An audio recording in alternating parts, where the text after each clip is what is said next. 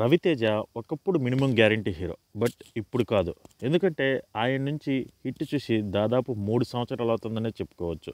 ఎందుకంటే ఆయన last hit వచ్చేసరికి 'ధమాకా'.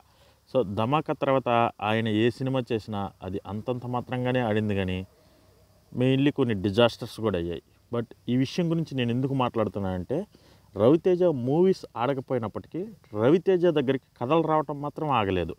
సో రీసెంట్గా ఇద్దరు డైరెక్టర్స్ని కూడా ఫైనల్ చేశాడు రవితేజ.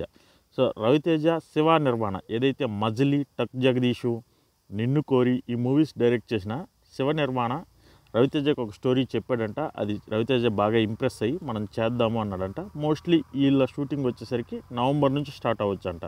సో అలాగే కలర్ ఫోటో ఫ్రేమ్ డైరెక్టర్ ఎవరైతే ఉన్నారో సందీప్తో కూడా ఒక స్టోరీ రెడీ చేయి మన ఇద్దరం కొలాబరేట్ అవుదాం అన్నట్లు చెప్పాడు. సందీప్ ఆల్రెడీ ఒక కథను రెడీ చేశాడంట. సో రవితేజ కోసం వెయిటింగ్ ఆ కథ.